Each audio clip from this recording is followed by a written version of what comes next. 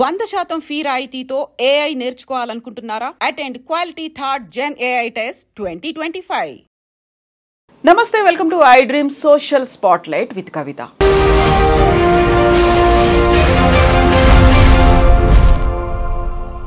సూర్యాపేటలో కులోన్మాద హత్య జరిగింది. తమ ఇంటి పిల్లని తక్కువ కులం వ్యక్తి ప్రేమించి పెళ్లి చేసుకున్నాడు, తమ ఊర్లోనే కాపురం పెట్టాడు అనేటువంటి ఆ ఊహని తట్టుకోలేకపోయినటువంటి నానమ్మ తన మనవళ్ళని ప్రోత్సహించింది, చంపేలా పథకం కూడా చేసింది.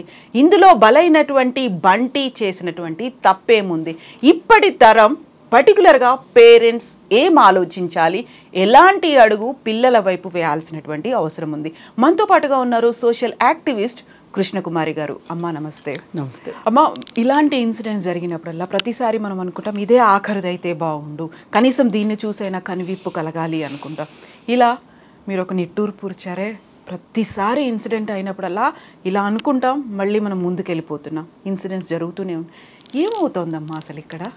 ఇప్పుడు మన దేశం గురించి మాట్లాడుకుంటే ఇది ఒక రకరకాల సమ్మేళనాల దేశం మనది. ఈ దేశంలో సామాజిక అంతరాలు ఎలా ఉన్నాయో, కులాంతర అంతరాలు ఎన్నున్నాయో, రాజకీయ అంతరాలు, ఇలా రకరకాల అంతరాలు ఉన్నాయి. దొంతర్లుగా నిచ్చెన మెంటల వ్యవస్థ ఉంది మన దేశంలో. ప్రపంచంలో నాకు తెలిసి ఎక్కడా అంటే ఇప్పుడు నేను మాట్లాడిన విషయాల్లో కొన్ని ఉంటాయి, కానీ ఇన్ని ఉండటం కష్టం. అన్ని పైగా వీటన్నిట్లో పై చేయి కులం, వీటన్నిట్లో పై చేయి కులం. ఈ కులం కోసమే కులం కులం కులం అని కులం కోసమే కొట్టుకుని చస్తున్న కాలంలో ఎవరికి వాళ్ళు ఏమనుకుంటారు, నేను అలా కాదు అనుకుంటారు, నేను అలా కాదు అని చెప్తారు. కానీ వాళ్ళింట్లోనే జరిగినప్పుడు రియాక్ట్ అయ్యే విధానం వేరుంటుంది. మేము అదే, మాకు కులమే కావాలి అని చెప్పేవాళ్ళు ఉన్నారు ఈ రోజుకి. వాళ్ళు కుల్ల మాకు కులమే కావాలి అని చెప్తున్నారు. కులం ఇంటి కోతైనా పర్వాలేదు అనుకుంటున్నారు, అంతే కోరుకుంటున్నారు. ఈ కులంలో అసలు వీడు మంచోడేనా కాదా, వాడికి అని చూడట్లా. మన అమ్మాయి అక్కడ సుఖపడుతుందా లేదా, అంటే వాళ్ళకి మనకి కుటుంబ పరంగా మ్యాచ్ అవుతుందా లేదా అనేది ఎక్కడ చూడట్లా. మన కులం అయితే చాలు, మనం ఇచ్చే డబ్బుల కంటే ఎక్కువ డబ్బులు ఉంటే చాలు, ఇంతే చూస్తున్నారు. దీనివల్ల ఎక్కువ దుర్ఘటనలు జరుగుతున్నాయి. ఎందుకంటే ఇప్పుడు మీరు చూసి పెళ్లి చేసినా కట్నం కోసమో లేదా మరో దానికోసమో సేమ్ కులంలో ఇచ్చినా కానీ ఆడపిల్లలందరూ సుఖపడుతున్నారని ఎక్కడా లేదు. మరి ఈ సంగతి ఎందుకు అర్థం కావట్లేదు? ఇది అర్థం కావాలి కదా. ఇప్పుడు ఒకే రోజు మనం 4 రకాల న్యూస్లు చూస్తున్నాం. ఒకటి ఇలా కులోన్మాదంతో హత్య, ఇంకొకటి 17 ఏళ్లకే ఒక అమ్మాయి తండ్రి ఏదో అభ్యంతరకరమైన పరిస్థితిలో చూశాడని ఆత్మహత్య చేసుకోవటము.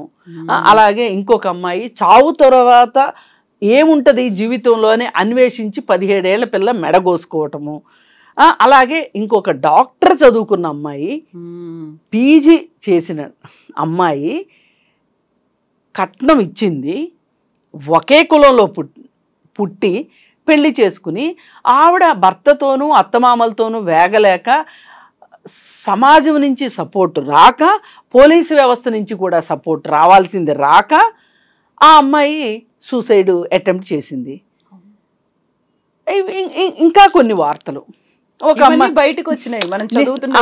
నిన్నగాక మొన్న సేమ్ కులంలో చూసి పెద్దవాళ్ళు చేసిన పెళ్లిలో పెళ్ళైన 13 ఏళ్ల తర్వాత భార్య నచ్చక చంపేసి ఉడకబెట్టి ఏవేవో చేసినది కథ విన్నాము.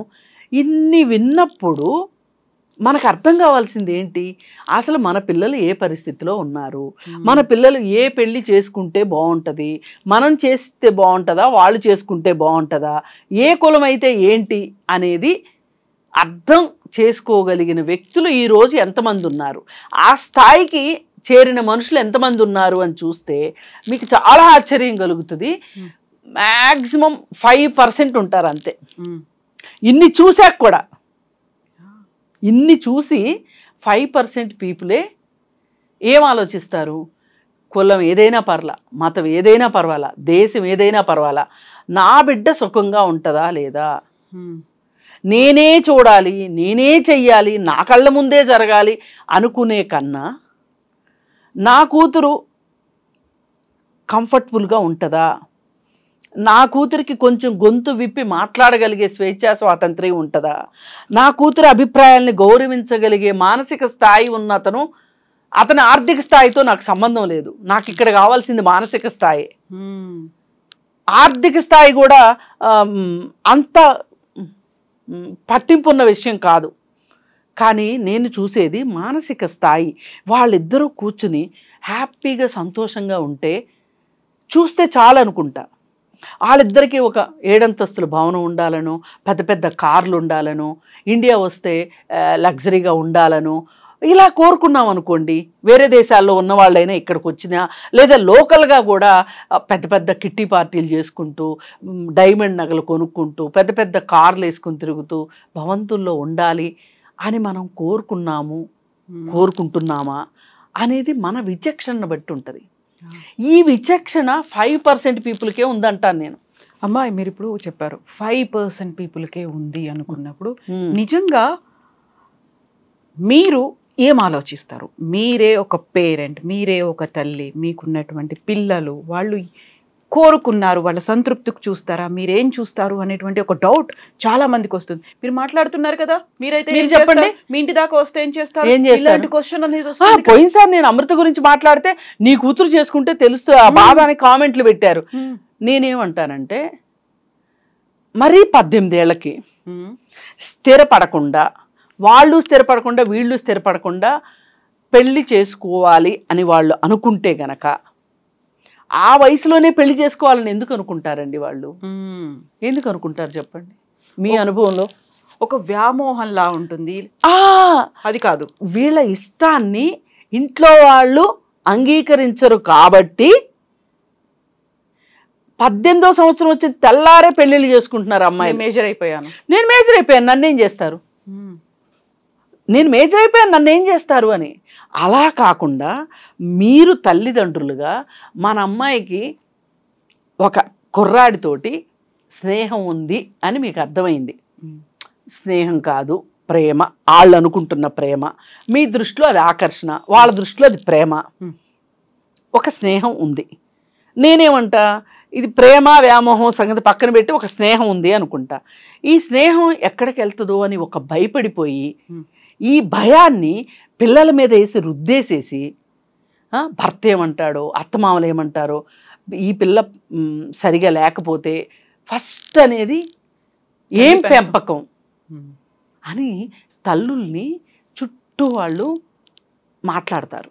అందుకని ఆ తల్లి ఏం చేస్తుంది, ఏది ఏమైనా సరే మూడో కంటికి తెలియకుండా నా పిల్లని నేను కట్టడి చేసుకోవాలి అనుకుంటుంది. తండ్రి అయినా అంతే, ఎవరికీ తెలియకుండా కట్టడి చేసుకోవాలి అనుకుంటా. ఫస్ట్ మాట్లాడే మాట ఇది బయటికి తెలిస్తే మా పరువు ఏమైపోద్ది అంటారు.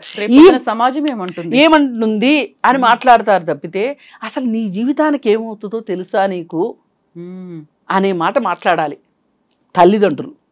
అసలు నీ జీవితం ఇది, నీ జీవితం మేమెన్నాళ్ళు ఉంటాం, నువ్వు కదా రేపు ఉండేది, ఇతనితోటి నువ్వు ఎన్ని రోజులు ఉండగలవా లేదా ఆలోచించుకో. లైఫ్ లాంగ్ షార్ట్ టర్మ్ నువ్వేమనుకుంటున్నావు, అసలు నీ ఉద్దేశంలో నీ భవిష్యత్తు ఎలా ఉండాలనుకుంటున్నావు, నీ భర్త ఎలా ఉండాలనుకుంటున్నావు, ఇప్పుడే మేము పెళ్లి చేస్తాం అన్నావు అనుకో, నీకు ఇతని సంగతి పక్కన పెడదాం కాసేపు, ఏం కోరుకుంటున్నావు జీవితంలో అంటే ఈ అమ్మాయి ఖచ్చితంగా ఈ అబ్బాయి ఎలా ఉంటే అలా అన్నట్లే మాట్లాడుతుంది. ఆ అబ్బాయి ఏం అవ్వాలనుకుంటున్నాడో చెప్తుంది ఖచ్చితంగా. ఈ అమ్మాయి మనసులో మటుకు ఈ అబ్బాయే ఉంటాడు, ఎలా ఉండాలో చెప్తుంది. అప్పుడు మీరు కూర్చోబెట్టి, ఇప్పుడు నువ్వు చదువుకోవాలన్నా, అతను చదువుకోవాలన్నా, ఇద్దరు చదువుకోవాలన్నా కావాల్సింది ఏంటి? ఆర్థిక బలం, అలాగే చదువు మీద శ్రద్ధ. ఈ రెండు ఉండి మీరు చదువుకున్న తర్వాత మీ నిర్ణయాలు మీరు తీసుకోండి. ఇప్పుడు సమయం కాదు ఇది అని చెప్పగలిగేంత మానసిక పరిపక్వత తల్లిదండ్రులకు కూడా ఉండాలి. ఉమ్, అది లేకపోవటం వల్ల వీళ్ళకి తెలియగానే వీళ్ళు బడిత పూజ చేయడం మొదలెట్టడము, లేకపోతే ప్రపంచం ఏమైపోద్దో మూడో ప్రపంచం వచ్చినంతగా వీళ్ళు పిల్లల్ని డీల్ చేయడం వల్ల ఏం జరుగుతుంది అంటే వీళ్ళు ఇంత హడావుడి చేస్తున్నారు కదా, చేసి తీరాలి అనుకుంటారు. మొండితనం పెరుగుతుంది. పిల్లల్లో ఎప్పుడు మొండితనాన్ని పెంచకూడదు. ఒక్కటే మీరు చెప్పాల్సింది, నువ్వు జాగ్రత్త, నువ్వు జాగ్రత్తగా ఉంటేనే మేము సంతోషంగా ఉంటాం. నేను ఒక తల్లినే. నేను ఎప్పుడు కూడా నువ్వు ఎక్కడికి వెళ్ళొద్దని చెప్పలేదు మా అమ్మాయికి. ఎక్కడికైనా వెళ్ళు, ఏం పర్వాలేదు, కానీ ఎక్కడికి వెళ్తున్నావో చెప్పేళ్ళు. నువ్వు ఎక్కడున్నావో నాకు తెలియాలి. ఎందుకంటే నీ వెనక నేను వచ్చేస్తానని కాదు, నీకు అక్కడ ఏదైనా ప్రమాదం జరిగితే నిన్ను రెస్క్యూ చేసుకోవటానికి నాకు ఒక అంచనా ఉండాలి. నువ్వు ఎక్కడికైనా వెళ్ళు, ఫ్రెండ్ ఇంటికి వెళ్తావా, సినిమాకి వెళ్తావా, పబ్కి వెళ్తావా, ఎక్కడికి వెళ్తావు వెళ్ళు, అన్నీ చూడండి. కళ్ళు మూసుకుని కూర్చోవద్దు, ఎవరో వచ్చి మనకు నేర్పిస్తారని అనుకోవద్దు. మీరే తెలుసుకోండి, సరైన నిర్ణయం తీసుకోండి. కానీ నేను ఇలా చెప్పగలగడానికి వేరే వాళ్ళు చెప్పటానికి చాలా తేడా ఉంటుంది. అందరినీ నాలాగా చెప్పాలనో, అందరూ నాలాగే ఉండాలని కానీ, అందరూ వాళ్ళలాగానే ఉండాలని కానీ కోరుకోవటం చాలా తప్పు. ఏ ఇంటి పరిస్థితి ఆ ఇంటికే ఉంటుంది, ఏ వ్యక్తుల పరిణితి ఆ వ్యక్తులకే ఉంటుంది. కాకపోతే మనం మొత్తంగా సాధారణీకరించి చెప్పాల్సిన విషయం ఏంటి అంటే, పిల్లలతోటి మీరు సాధ్యమైనంత వరకు మీరు బెదిరింపులకు దిగితే మట్టుకు కుదరదు. పిల్లలతో, ఇప్పుడున్న పిల్లలతో అస్సలు కుదరదు, ఇప్పుడున్న పిల్లలతో.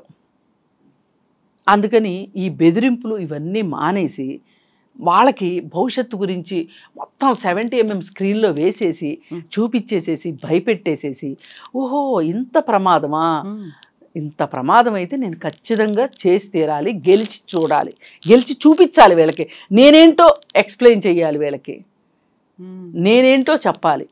నువ్వు చేయొద్దు అంటున్నారు కదా, చేసి చూపిస్తా అన్నట్లు తయారవుతున్నారు.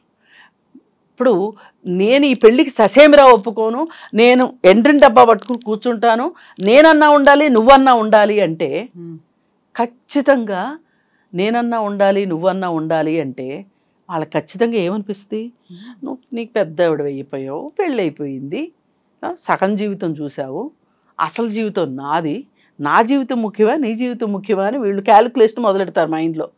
ఆ క్యాలిక్యులేషన్కి ఆన్సర్ ఏమొస్తుంది, నేను నేను నేను అని వచ్చినప్పుడు వాళ్ళకు గంతు వేసేస్తారు అంతే. అలా కాకుండా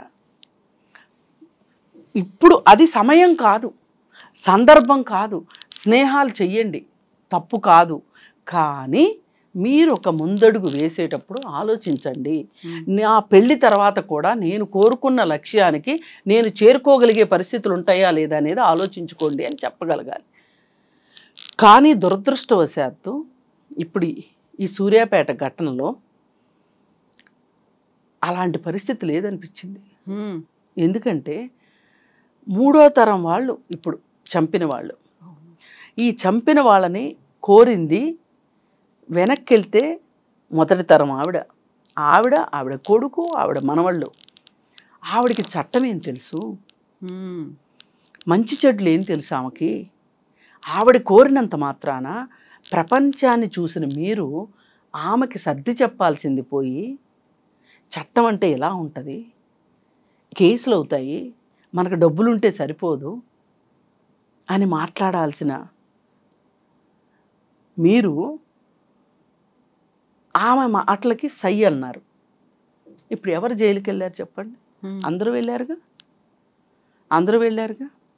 పైగా ఇంకొకటి ఆలోచించాల్సింది, నీకు సెటిల్మెంట్లు చేయటానికి అతను కావాలి, పంచాయతీలు చేయటానికి కావాలి, స్నేహం చేయటానికి కావాలి, కలిసి కూర్చొని తాగటానికి కావాలి,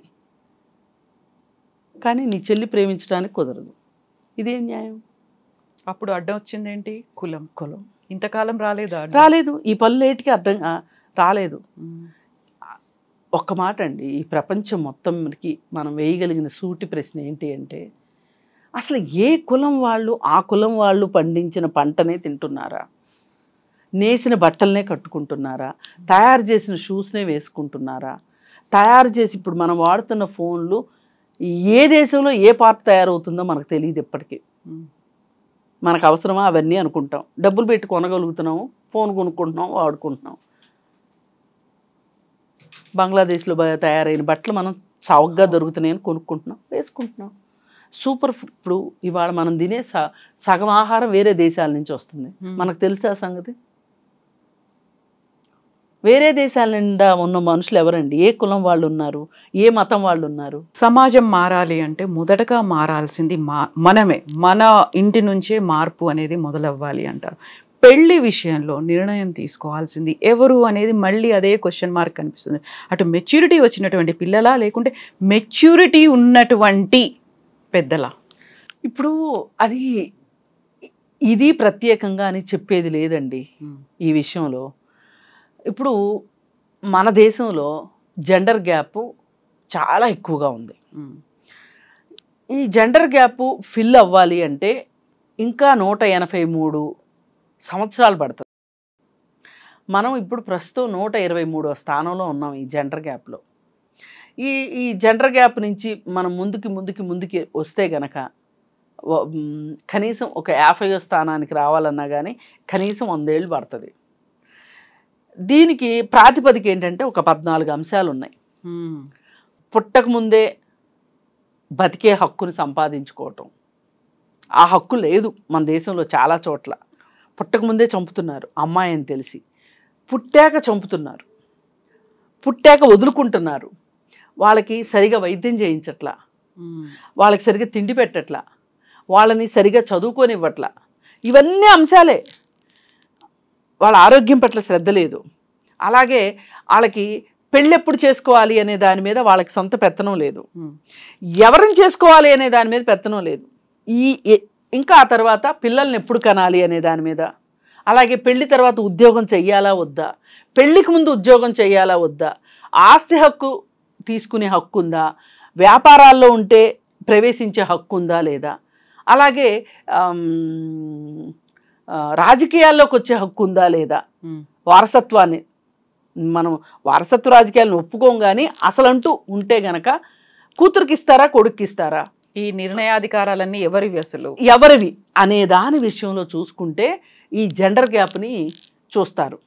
ఇక్కడ ఇప్పుడు ఈ అంశానికి సంబంధించి పెళ్ళి అనేది ఉంది, పెళ్ళి ఎంపిక అనే దాని విషయంలో ఆడవాళ్ళకి ఇక్కడ స్వేచ్ఛ లేదు.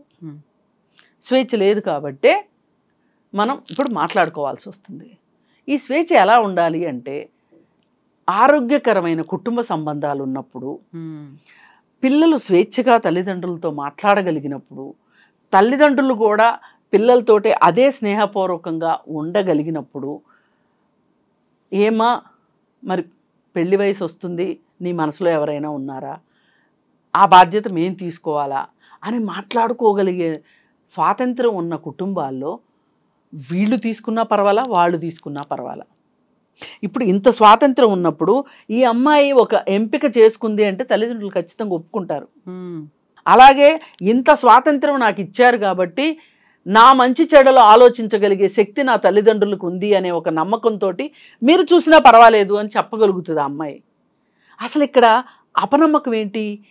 ఈ పిల్ల పెద్ద అయిన దగ్గర నుంచి ఎవరితో వెళ్ళిపోద్దో, ఏ పెళ్లి చేసేసుకుంటుందో, ఏమవుతుందో అనే ఒక భయం తల్లిదండ్రులకి. నా ఇష్ట ప్రకారం కాకుండా నాకెక్కడ నా గొంతు కోసేస్తారో అని ఈ పిల్లకి ఒక అనుమానం ఉన్నప్పుడు వీళ్ళిద్దరి మధ్యలో దోబూచులాట మధ్యలో ఈ బంటి లాంటి వాళ్ళు వచ్చేస్తారు, ప్రణయ్ లాంటి వాళ్ళు వచ్చేస్తారు, లేకపోతే ఇంకొకరు వచ్చేస్తారు. ఇంక వచ్చేసిన తర్వాత అందులో మంచివాళ్ళు రావచ్చు, డబ్బులున్నవి మాత్రమే అని వచ్చేవాళ్ళు ఉండొచ్చు, లేదు అనుకుంటే ఏమైనా సరే నేను అగ్రకులం అమ్మాయినే చేసుకోవాలనే ఒక ఫ్యాషనబుల్ ధోరణితో వచ్చేవాళ్ళు ఉండొచ్చు, రకరకాల వాళ్ళు ఉంటారు ఇక్కడ. ఇవన్నీ చెప్పడానికి బాగానే ఉంటాయి, కానీ మీరైతే ఏం చేస్తారమ్మా అనే క్వశ్చన్ వస్తుంది చూడండి. సెల్ఫ్ ఎక్స్పీరియన్స్ అంటే ఏం చేయాలి అప్పుడు? మీ ఓన్ ఎక్స్పీరియన్స్ ఏం చెప్తారు? ఒకటే చెప్తా అండి నేను, ఇందాకే అన్నాను చూడండి, మనసులు కలవాలి, అభిప్రాయాలు కలవాలి. ఒక భార్య అయినా సరే అందరూ మాట్లాడుకునేటట్లుగా కాకుండా నా భార్య మాటకి నేను విలువ ఇవ్వాలి, గౌరవించాలి, అలాగే గౌరవం తీసుకోవాలి అని సంతోషంగా ఉండాలి అనే మనిషి దొరికితే ఏ కులమైనా పర్వాలేదు, ఏ దేశమైనా పర్వాలేదు. నేను ఎప్పటి నుంచో అంటుండేదాన్ని, అసలు వేరే దేశం వాళ్ళు అయితే బెటరు, సరదాకి అలా జరుగుద్దని నేను అనుకోలేదు, జరిగింది, అది వేరే విషయం.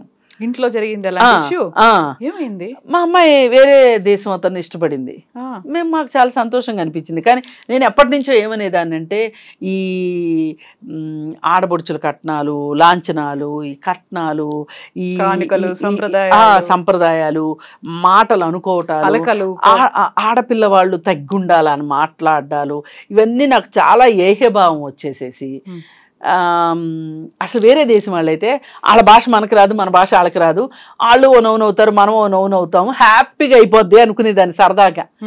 ఎప్పుడంటే వియ్యపురాళ్ళు పోట్లాడుకున్నారు, మా అత్తగారు నిన్ను ఇలా అంది, మా అత్తగారు నిన్ను అలా అంది అని కూతురు లాంఛనాలు బాలేవు, కూతురు తల్లికి చెప్పుకోవటాలు, మా ఆయన నిన్ను ఇలా అన్నాడు నాన్న, అలా అన్నాడు నాన్న అని ఇలాంటి చెత్త డైలాగులు విన్నప్పుడల్లా నాకు ఒకటే అనిపించేది, ఇలాంటి పెళ్ళి మాత్రం జరగొద్దు నా కూతురికి అనుకున్నా. ఇలాంటివి మట్టుకొద్దు, ఆడు ఎంత డోడన్నా అవనివ్వండి, ఎంత సీఎం అవనివ్వండి, ఈ పద్ధతుల్లో ఇలాంటి సంప్రదాయాల్లో వద్దని అస్సలు. అదేదో సినిమాలో అమ్మాయి అంటది కదా, సీఎం కొడుకు అయితే పంది అయినా పర్వాలేదు అంటది లీడర్ సినిమాలో. అక్కర్లే, ఆ పందికి మనసు ఉంటే చాలు. చాలా చక్కగా చెప్పారు. అయితే మీ అమ్మాయి కోరుకున్నటువంటి పెళ్లి మీరు చేసేసారా? విదేశమైనా పర్లేదు అంటే ఇంకా పెళ్లి కాలేదు, మాకు నచ్చింది, వాళ్ళు చాలా హ్యాపీగా ఉంటారనే ఒక నమ్మకం మాకు వచ్చింది. అప్పుడు అక్కడ కులము లేదు, మతము లేదు, దేశము లేదు, మన సంస్కృతి లేదు, వాళ్ళకి నచ్చిందా, వాళ్ళు బాగుంటారనే నమ్మకం మీకు కలిగింది అంతే. ఇప్పుడు మనం డాక్టర్ సంబంధం చూసాం కదా ఇక్కడ, ఆమె అమ్మాయి ఏ పరిస్థితిలో ఉందో, ఇలాంటివి చూసాక కూడా మనకు బుద్ధి రాకపోతే ఎట్లా అండి? అంటే అన్నీ అలా అవుతాయి అని నేను అనట్లా, కానీ జరుగుతున్నాయి కదా. అలాగే ప్రేమ వివాహాలు కూడా ఫెయిల్ అయ్యాయి ఉన్నాయి, కానీ మన అమ్మాయి సెలక్షను మీద మనకి ఎంతో కొంత ఒక నమ్మకం ఉండాలి, ఆ ధైర్యం మనకు ఉండాలి. నిజమే. అది వచ్చిన రోజున మనం మనస్ఫూర్తిగా, అది 18వ సంవత్సరమా, 18వ సంవత్సరంలో మట్టుకండి ఖచ్చితంగా అలాంటి సెలక్షన్ అవ్వదు. నేను బండ గుర్తు ఆ వయసులో ఏం తెలుస్తుంది? ఏ చదువు చదవాలో కూడా ఎంచుకోలేని వయసులో ప్రేమ ఎట్లా, అది ప్రేమని ఎట్లా అంటాం చెప్పండి? ఒక గైడెన్స్ అవసరం ఉంటుంది ప్రతి దాంట్లోనూ. ఇప్పుడు చదువు విషయంలో ఇది తీసుకోవాలా, ఇది బాగుంటుందా, కెరీర్ ఏముంది, అందుకని. కాకపోతే కొంతమంది అలా ఆ వయసులో కూడా ఇష్టపడి పెళ్లి చేసుకుని జీవితాన్ని చివరి వరకు సాగించిన వాళ్ళు కూడా ఉన్నారు, కాదని కాదు. కానీ ఆ వయసులో ఖచ్చితంగా జీవిత భాగస్వామిని ఎంచుకోగలిగే పరిణితి అయితే ఉంటుందని నేను అనుకోను. అందుకని మేజర్ అయిపోయాం పెళ్లి చేసేసుకుందామనే హర్రీ మటుకు తప్పు, హర్రీ వద్దు, ఇది జీవితం. సో నిజంగా ఇప్పుడు సొసైటీ ఎలా మారాలి, అందులోనూ పేరెంట్స్ ఏం ఆలోచించాలి? Thank you so much. మీరు ఒక ఎగ్జాంపుల్గా నిలిచినందుకు, మీరు ఇచ్చినటువంటి ఈ మాటలే కాదు, మీరు చేస్తున్నటువంటి ఒక అడుగు ముందుకేసారు, ఒక పాజిటివ్గా ఆలోచించారు. చూడండి మీ అమ్మాయి పట్ల అలాంటి ఆలోచన, దృక్పథం అందరిలోనూ రావాలి. ప్రతిసారి చెప్పుకున్నట్టుగా ఈ సూర్యాపేట బంటి లాంటి ఇన్సిడెంట్ లాస్ట్ది కావాలని కోరుకుందాం. కోరుకుందాం. Thank you so much. Thank you.